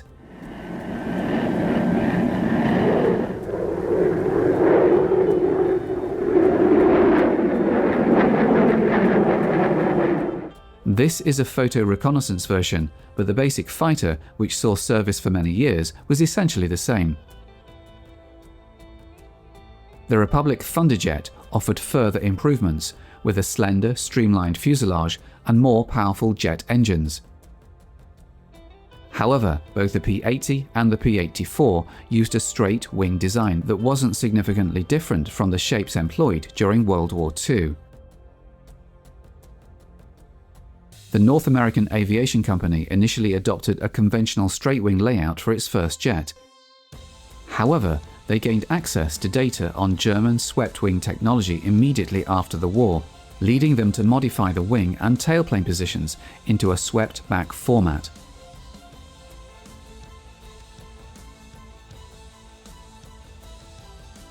The P-86 Sabre, as it became known, ultimately incorporated many other advanced features, such as the all-moving tailplane, automatic slats on the wing, and powered air brakes. Most importantly, its swept surfaces reduced air resistance, allowing for higher speeds. At the heart of the P-86 was a General Electric J47 jet engine, which utilized the axial flow principle, similar to that used in the earlier German Me-262, but now more sophisticated and refined. The jet concept operated on the principle of air being drawn in through the nose intake of the aircraft, then passing into an axial flow compressor area where the air is progressively compressed through 12 different stages.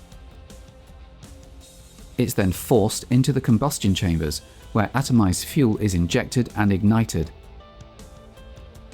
The resulting combustion and expansion of exhaust gases provide the necessary thrust and also drive the compressor, allowing the cycle to continue.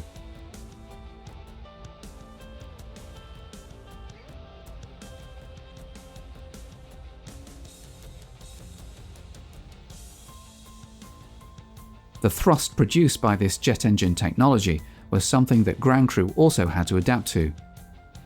No-go areas were declared in front of the engine intake to prevent personnel from being sucked in, and behind the jet because of the phenomenal blast.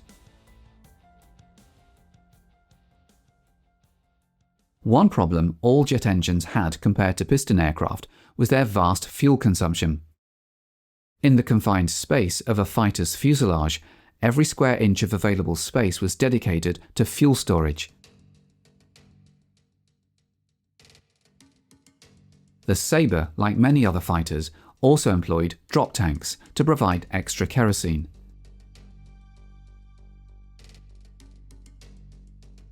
Most Sabres that went into production were equipped with 6 50mm machine guns as standard armament, mounted on each side of the heavily armoured pilot's position. Mainly due to the advantages of the swept wing at high speed, the Sabre went into production on October 16, 1947, with an initial order of 33 F-86A and 190 F-86B aircraft, which were later reclassified as F-86As. From the moment a pilot pushed the external switch to operate the powered canopy, they were stepping into a new world. Once inside, the pilot would first check the ejector seat locking pins, which couldn't be removed until shortly before taxiing to prevent accidental firing while the plane was still on the ground.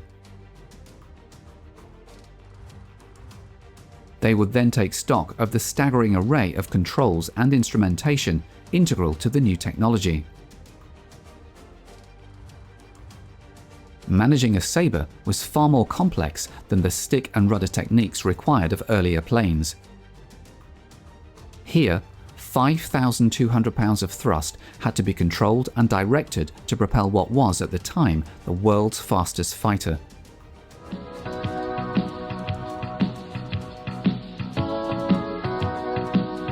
George Star Tower, this is Air Force 184 requesting taxi clearance. Over. Air Force 184, this is George Tower. Traffic southwest, cleared to runway 21 right.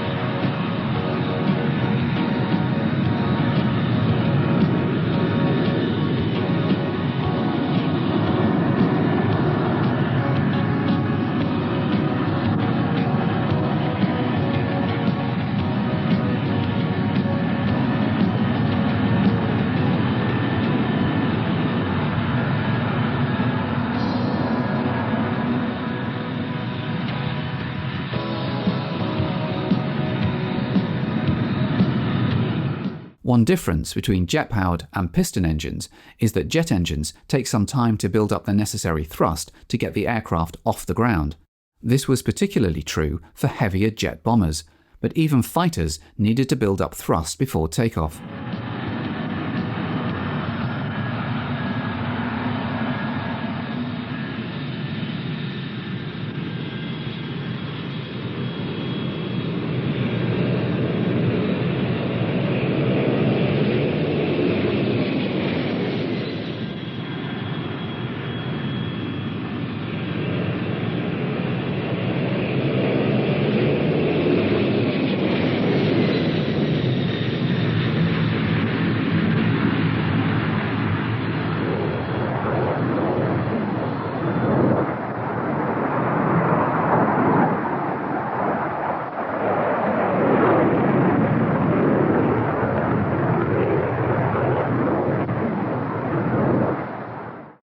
If you look carefully at this shot, you can see the automatic leading edge flaps open, providing the pilot with more control at low speeds.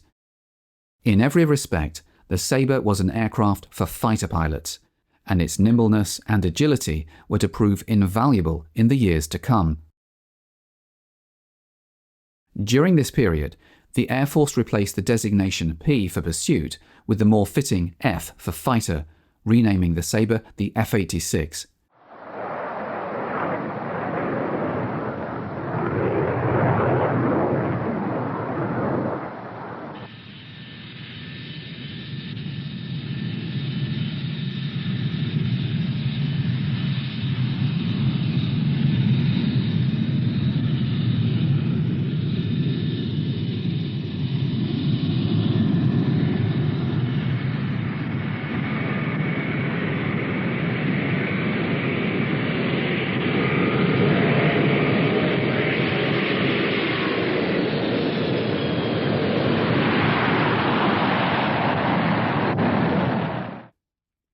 Throughout the late 1940s and early 1950s, the Air Force showcased the Sabre's performance in numerous public displays. These demonstrations often featured up to 80 aircraft flying in intricate formations, showcasing their aerial skills.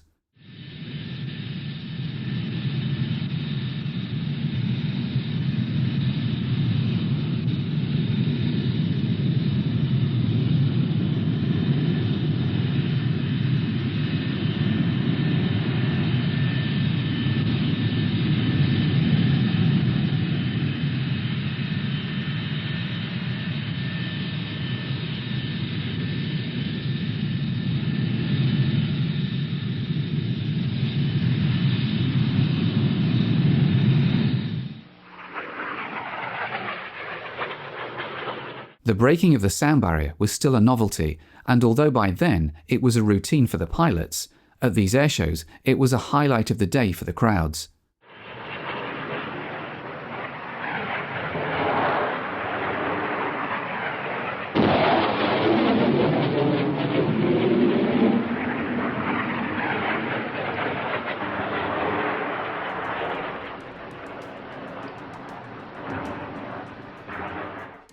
Public confidence in American air power became crucial in 1949 when the Soviets demonstrated a formidable capability. They had replicated the American B-29 long-range bombers, capable of reaching the US on one-way missions. Moreover, they successfully detonated an atomic bomb, ending America's nuclear monopoly. This, alongside deteriorating US-Soviet relations, sparked significant concern. To counter potential Russian threats, production of the Sabre was ramped up, and an all-weather variant was developed, the F-86D Sabre Dog. This aircraft featured a sophisticated radar scanner mounted over the nose to detect enemy bombers in all-weather conditions, including at night. It also carried a rack of unguided rockets in the fuselage, deemed more effective for engaging attacking Russian bombers. When conflict erupted, it unfolded in a distant land. North Korean troops invaded South Korea, prompting the United Nations to intervene, and US B-29s were swiftly deployed to the region to target northern factories and communications. Despite not being ideally suited for this role, the B-29s effectively carried out their missions, securing US dominance of the skies over Korea.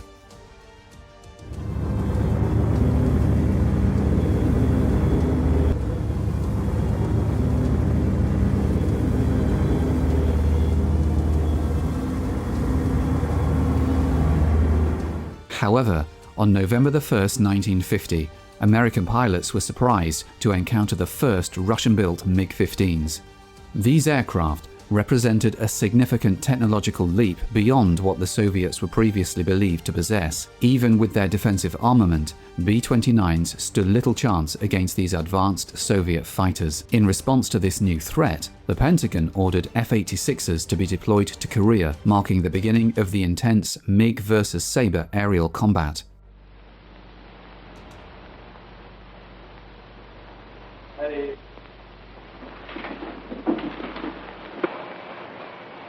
The first 4 flights into the area will stay below the contrails and keep a close watch on the fighter bombers. The last 2 flights will go above the contrails and check very closely for any MiG aircraft that might come in above the cons. Now, if you see MiGs up there today, call them out. Give their altitude, direction, and geographical location on the map. And call it out and then get off the radio. Now remember, once you look around, keep your speed up, and if you do get a bounce, cut him off, and drive in range. When you get in range, shoot, and when you shoot, shoot to kill. Anybody got any questions? Okay, let's go again. Typically, Sabre forces operated in groups of 4 aircraft.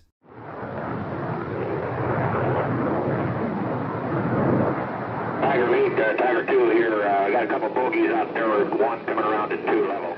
Roger, boy, I got up.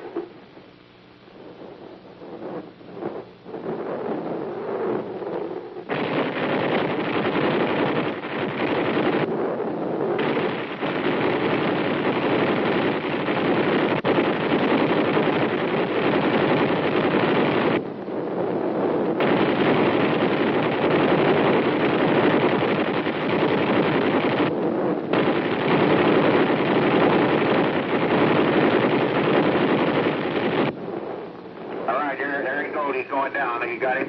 All right, boy, that's a good deal. Watch it. We got 4 of them coming in here on us at 7 o'clock. Hang on. Really got 2 down here more at 3 o'clock position. I haven't done it, go ahead, take it, and I'll cover you. All right, I'm going in now. Okay, you're clear. Go ahead, go ahead. All right, I'm clear. We're going to start fire now. You're still clear. All right, look at him chips off, babe. Okay, he's down, boy. You got him too.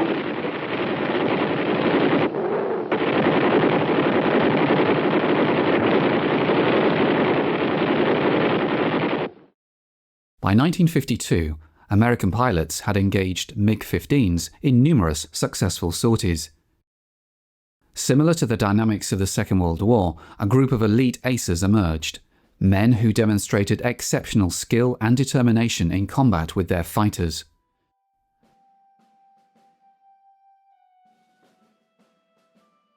One of these American aces was Colonel Gabreski.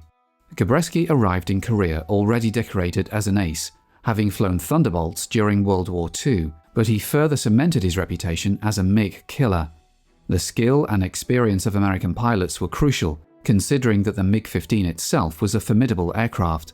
While MiG kills outnumbered Sabre losses, the MiG-15 was undeniably a brilliant aircraft and, in several aspects, superior to the Sabre. Due to the MiG-15's impressive performance, the Air Force was eager to acquire one to study its design and capabilities, and in the later stages of the conflict, dropped leaflets over enemy territory offering enemy pilots $100,000 if they defected with their plane to the south.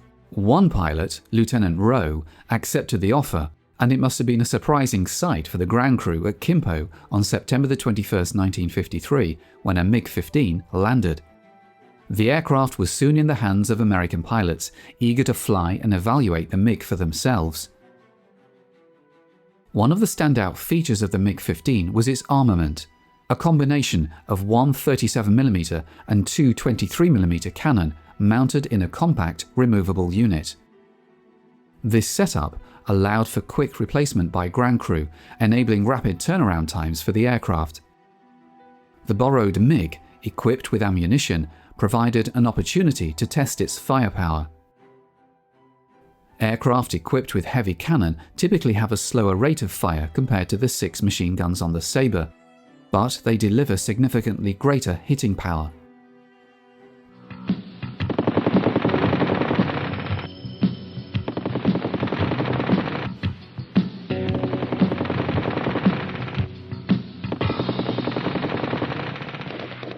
The MiG's armament prompted the US to develop a configuration for the Sabre, featuring 4 20mm cannon, replacing the original 6 50mm machine guns. Despite arriving late in the Korean conflict, the cannon-equipped Sabre achieved several MiG kills. However, for most of the campaign, it was the Sabre's machine guns, known for their high rate of fire, that brought down the majority of the MiGs. Pilots were trained to approach the enemy not directly from behind, but slightly from the side, as this angle presented a larger fuselage surface to target.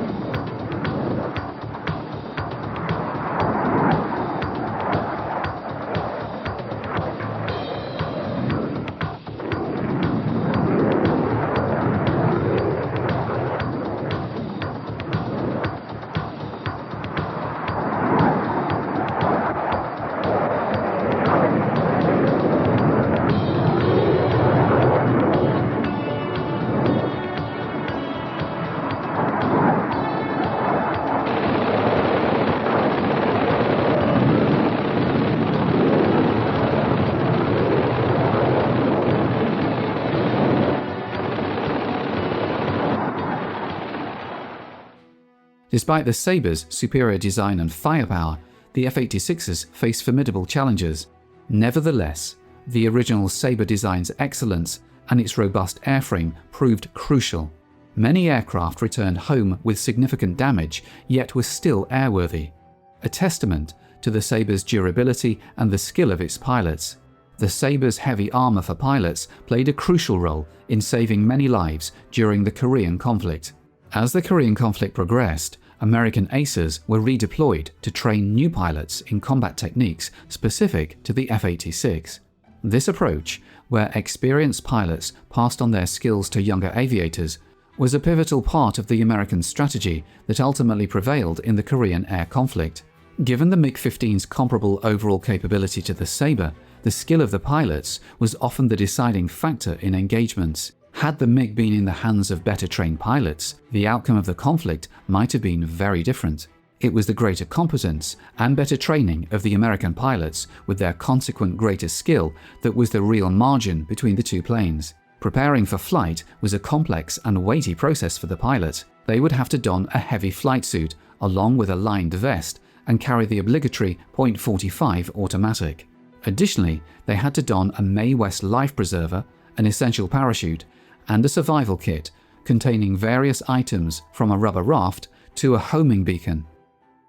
By the time they settled into the Sabre cockpit, complete with helmet and oxygen mask, they likely felt deeply integrated with the aircraft. This connection between pilot and machine was not just symbolic, but also essential to the effectiveness of US fighters during the Korean campaign.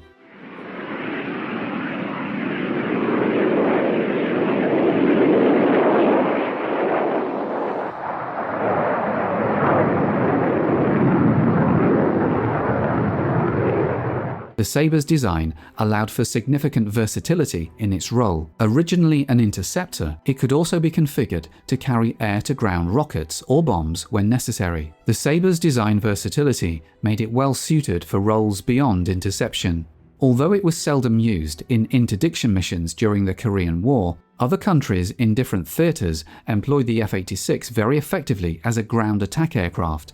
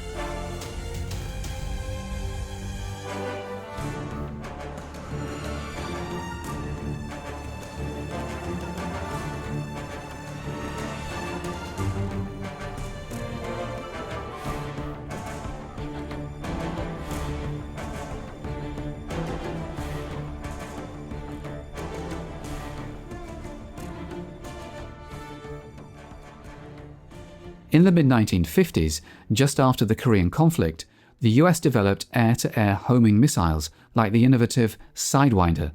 These missiles were integrated onto Sabres to enhance their interception capabilities. In this scenario, a standard 5-inch unguided rocket is fired from one side of an F-86 to serve as a test target for the Sidewinder missile fired from the other side.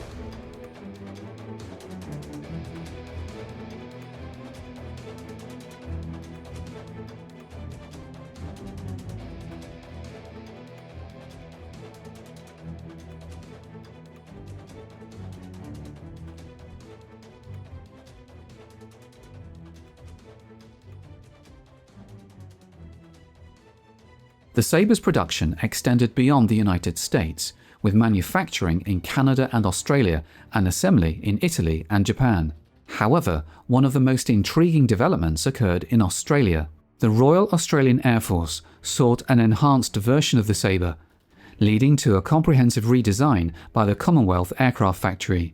They strengthened and lengthened the fuselage to accommodate the Avon engine, also used in their Canberra bombers. This engine provided 50% more thrust than the early Sabre engines, although integrating it posed significant challenges. The Australian Sabre emerged as the most powerful variant produced. While its maximum speed wasn't significantly higher than the American version, it boasted superior acceleration and lifting capabilities.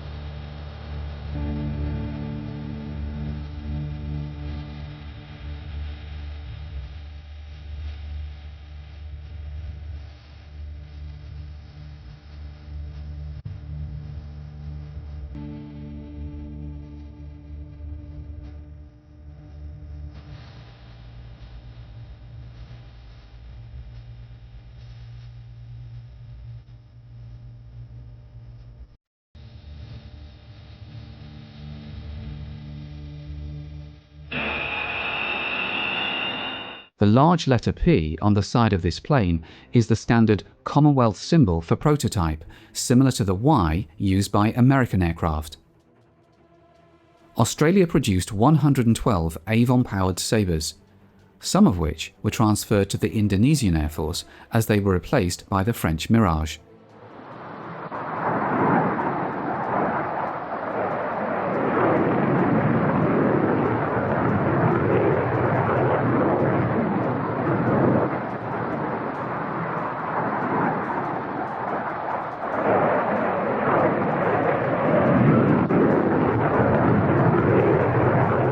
By the early 1960s, the Sabre, still in service with many nations, was beginning to show its age.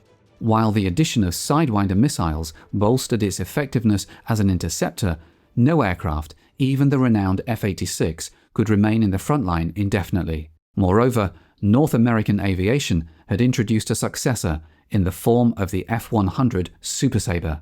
Larger and capable of speeds up to 1,000 miles per hour, the F-100 Super Sabre marked the beginning of the famed Century series of American fighter aircraft.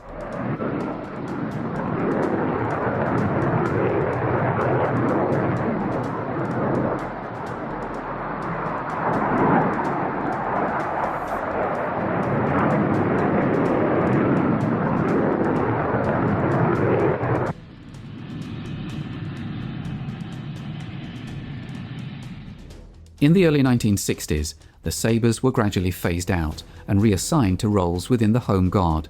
Here, a pilot inspects an F-86 Sabre that has been relegated to Home Guard duties.